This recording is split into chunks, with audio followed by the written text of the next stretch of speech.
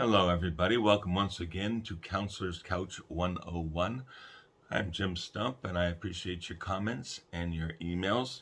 If you'd like to email me, the address is counselorscouch101 at mail.com. Mail.com. Um, as you might imagine, working with people, we get to know each other very, very well. We get to develop something that feels like a deep friendship. Now, what happens is, if I'm not meshing with someone and they're not comfortable with me, we sort of drift apart, right?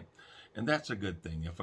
If I can't help someone, I don't want to take up their time and their money or any other resources they might have if I can't help them. So it's better that we drift apart.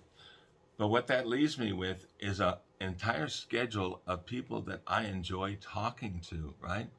I enjoy who they are. I like their ideas. I like their humor and their outlook on life and the world, and etc. And we're both sharing and learning from one another. I enjoy that relationship, and it feels like a very deep friendship, which hopefully it is. But the problem is, at some point, and oftentimes, people want to invite you to something outside of that relationship, and therein lies the rub, as Shakespeare once said. Clients feel comfortable when they have a safe place to talk about their issues and their dissatisfactions and their concerns, a place where they can vent and say all the negativity that they don't want to expose anyone else to in their lives, particularly their family, their loved ones. And with the counselor that you only talk to in a professional setting, that makes it safe, right? You don't have to live with it. If we were to become friends and I would be involved in their social activities, etc., then they have someone in that environment who knows all this negative stuff about them, and the client could easily feel uncomfortable. It can also affect the client's behavior in that environment because they might start to do something. They recognize that it was something you talked about with your counselor, and might not be. It might be something you should be doing, but don't feel comfortable doing because there's someone there who knows a lot about you and about that particular issue, right? So it could curb your behavior in that way. It's not comfortable to have someone who knows so many intimate details about you walking around in your everyday life, unless, of course, it's a spouse, and that's the way it should be. If we can get couples that close together, then they've really got a strong bond, and that's all a good thing. But otherwise, we don't want to do that. The thing is, oftentimes, because I'm talking with the whole schedule of people all week long and for many, many conversations over time, um, people want to invite other counselors to their social activities. And at that point, we run into that dilemma. We know what the potential pitfalls are in doing that sort of a thing, right? Um, One of my greatest concerns is that it's easy to destroy everything that you've accomplished in the counseling relationship. It's easy to destroy that. And what I mean by that is if we go into a social setting and we behave in such a way as to negate all of the advances or all the conversations that we had with that client, it's like a souffle. Everything they've talked about can just collapse right then and there. And they can say that, you presented yourself as someone you were not, and now I see the truth of it, and all that we talked about was a lie, etc., etc. And that is not the truth of it all. All we talked about was the benefit, and it was the truth, and it was the right thing to do. But counselors aren't perfect either. I once said that to a group of gentlemen who were in a recovery program. I said, your counselors don't have all the answers. And the gentleman just started laughing and said, no kidding. Actually, he didn't say kidding, but I'll leave that alone, right? But he was really disrespectful to that honesty. And what I was trying to do was to get people to accept their own power, right? And he saw it in another way. He saw it as a way to be superior to someone who, according to authorities, had authority over him, and he didn't enjoy that. He had to bring it down. That's one way it can be destroyed. The counseling relationship can be destroyed It's true. It's in a way, it's almost like I want to say acting a part or playing a role, but I don't mean it as superficial. I mean that it's a serious relationship. It's a serious role and a serious position we take, and if we do it with integrity, we're doing it to help people, not to hurt them, right? Because oftentimes you can be sitting with someone and they can tell you something that you find very hurtful and you want to react to that, but for the sake of the client, you don't. And sometimes people will say something that can make you very angry, and you want to react with that anger or against it or whatever, and you don't. By the way, side note, occasionally something comes up that triggers me and I get angered by it. The first thing I do is recognize that I've just been triggered. That's the absolute first thing. I'm going, okay, I know what happened. Okay, take a breath, shake it off, let it out, and refocus on what the purpose I'm there for, right? I'm trying to help that person. I'm not there to vent my own prejudices and angers or resentments or whatever. I'm not there for that. So I need to put that aside and focus on the client. Now, sometimes when you go out in a social environment, that sort of stuff comes to the surface.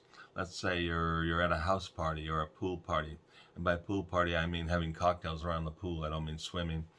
Um, but you're doing that little barbecue thing, and someone starts talking about politics, and you're doing everything in your power to stay out of the argument, but someone just keeps hammering at you, um, demanding to know how you feel, and suggesting what your beliefs and thoughts are because of who you are and how you present yourself to this group of people.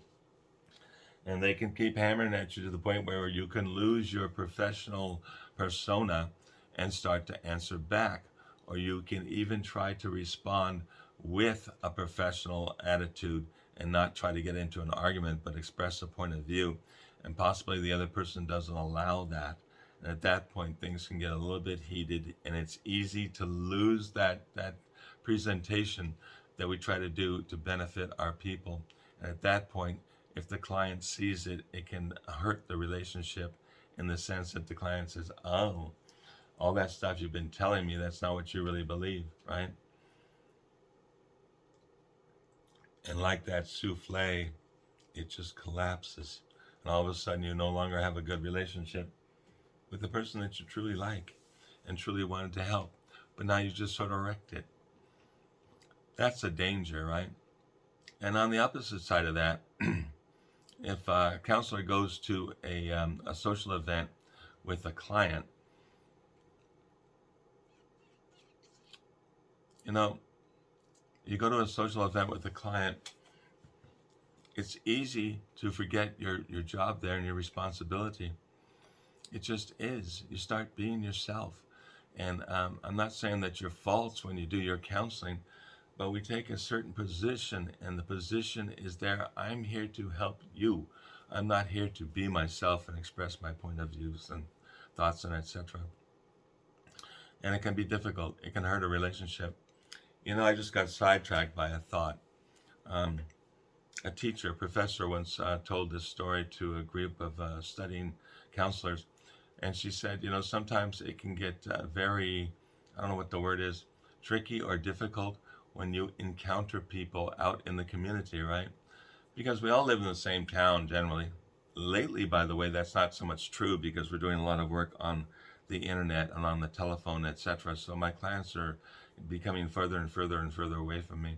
I'm in Los Angeles. I've got clients up in Santa Barbara and San Diego, out in Riverside, Oxnard, Ventura, all over LA, just all sorts of things going on.